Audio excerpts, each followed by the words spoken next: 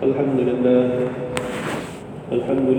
نحمده ونستعينه ونستغفره ونتوب إليه ونعوذ بالله من شرور أنفسنا ومن سيئات أعمالنا من يهده الله فلا مضل له ومن يضلل فلا هادي له أشهد أن لا إله إلا الله وحده لا شريك له وأشهد أن سيدنا محمدا عبده ورسوله اللهم صل وسلم على هذا الرسول العظيم وعلى آله وأصحابه ومن تبعه إلى يوم الدين أما بعد معاشر المسلمين رحمكم الله أوصيكم وإياي بتقوى الله وطاعته لعلكم ترحمون قال الله تعالى أعوذ بالله من الشيطان الرجيم يا أيها الذين آمنوا اتقوا الله حق تقاته ولا تموتن إلا وأنتم مسلمون صدق الله العظيم.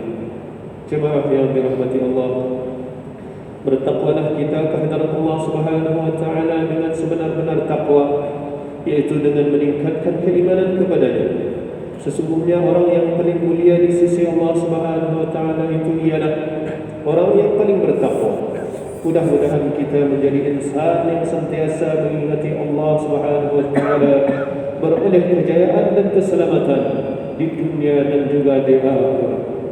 Allah Subhanahu wa taala berfirman dalam surah Al-A'raf ayat 199. A'udzu billahi minasy syaithanir rajim. Khudhil afwa wa'mur bil 'urfi wa'rid 'anil jahilin. Shadaqallahul 'azim. Tafsirnya, jadilah seorang pemaaf dan suruhlah orang mengerjakan yang ma'ruf, serta berpalinglah daripada orang-orang yang jahil. Jemaah yang dirahmati Allah, sifat pemaaf adalah sifat mulia yang sangat dituntut dalam agama Islam. Sifat pemaaf juga adalah sifat utama yang ada pada diri baginda Rasulullah sallallahu alaihi wasallam. Sebagai umat Islam, kita hendaklah sentiasa mencontohi sifat-sifat dan akhlak yang ada pada diri baginda Rasulullah sallallahu alaihi wasallam. Sayyidatina Aisyah radhiyallahu anha pernah menjelaskan mengenai akhlak Rasulullah sallallahu alaihi wasallam daripada Abu Ishaq radhiyallahu anhu, ia berkata, aku mendengar Abu Abdullah Al-Jadali radhiyallahu anhu berkata, aku pernah bertanya kepada Aisyah radhiyallahu anha mengenai akhlak Rasulullah sallallahu alaihi wasallam, maka ia pun menjawab, lam yakun fahishan wala mutafahishan wala sakhabban fil aswaq wala yajzi bis sayyi'ati sayyi'ah walakin ya'fu wa yasfah. Maksudnya, Rasulullah sallallahu alaihi wasallam tidak melakukan dan mengucapkan perkara yang buruk. Baginda juga tidak berteriak di pasar dan tidak akan membalas kejahatan dengan kejahatan. Rasulullah sallallahu alaihi wasallam akan memaafkan dan berlapang dada. Hadis riwayat Imam Tirmizi. Jemaah yang dirahmati Allah, maksud memaafkan itu ialah mengambil sikap berlapang dada dan meninggalkan perkara-perkara yang membawa kepada permusuhan dan pertelingkahan antara satu sama lain. Perlu diketahui bahawa antara kesan daripada kita memaafkan dan berlapang dada itu ialah, pertama, menggalakkan sikap untuk tidak membalas perbuatan jahat dengan yang jahat. Kedua, mengelakkan permusuhan dan memperkukuhkan lagi hubungan baik di antara anggota masyarakat.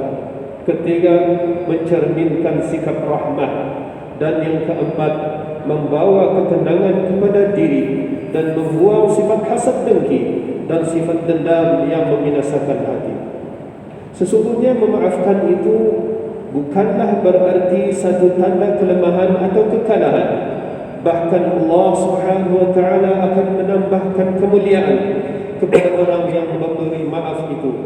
Daripada Abu Hurairah radhiyallahu anhu, Rasulullah sallallahu alaihi wasallam bersabda, "Wa ma zadallahu 'abdan bi'afwin illa 'izza." Maksudnya, dan tidaklah Allah menambah kepada seorang hamba yang pemaaf kecuali kemuliaan.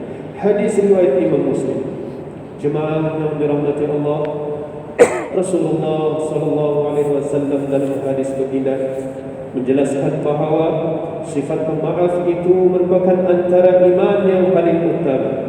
Daripada Ma'qil bin Yasar radhiyallahu anhu, Rasulullah SAW bersabda yang bermaksud, iman yang paling utama adalah sabar dan memaafkan. Hadis riwayat Imam Bukhari.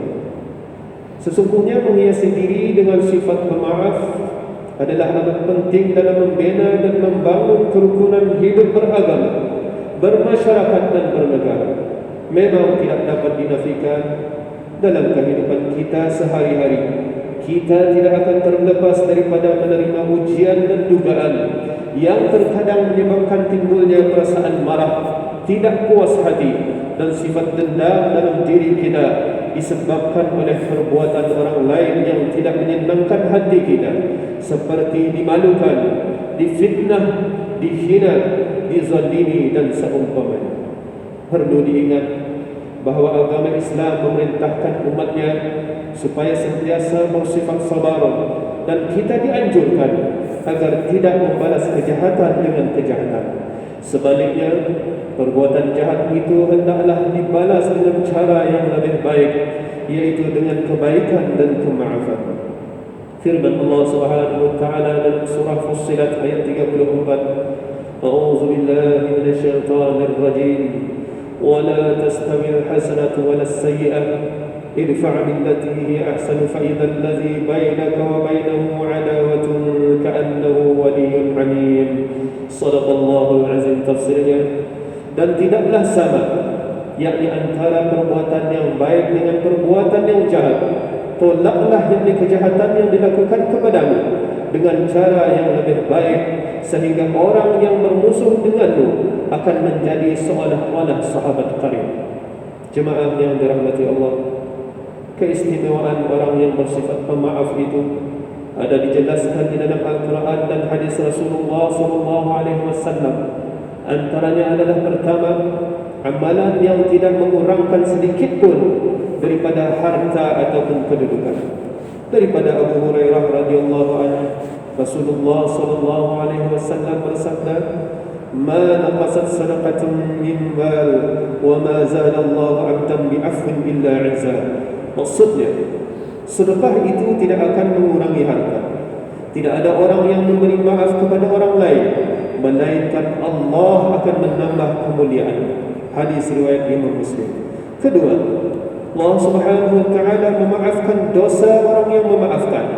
Daripada Abdullah bin Amr radhiyallahu anhuma, Rasulullah sallallahu alaihi wasallam bersabda, "Irhamu turhamu waghfiru yaghfirullahu lakum." Maksudnya, berkasihlah maka kamu akan dirahmati, dan berikanlah kemaafan, nescaya Allah akan mengampunkan dosa kamu. Hadis riwayat Imam Bukhari. Ketiga, sifat memaafkan dapat melembutkan hati seseorang. Dan yang keempat, mendapat ganjaran pahala daripada Allah Subhanahu wa taala. Sesungguhnya dosa sesama manusia itu tidak akan diampunkan oleh Allah Subhanahu wa taala kecuali setelah kita memohon kemaafan daripada orang yang pernah kita sakiti atau zalimi. Oleh yang demikian, mohonlah kemaafan sebelum terlambat. Janganlah kita malu ataupun sombong untuk memohon maaf dan mengakui segala kesalahan ataupun kesilapan yang telah kita lakukan. Akhirnya, sebagai umat Islam, kita hendaklah sentiasa mencontohi sifat-sifat dan akhlak Rasulullah SAW. Oleh itu, jadikanlah sifat pemaaf dan berlapang dada itu sebagai amalan, dan sekaligus menerapkannya dalam kehidupan seharian kita. Mudah-mudahan dengan yang demikian, kita akan hidup dalam keadaan yang harmoni, bersatu padu dan berkasih sayang. Amin ya rabbal alamin. A'udzu billahi minasyaitonir rajim.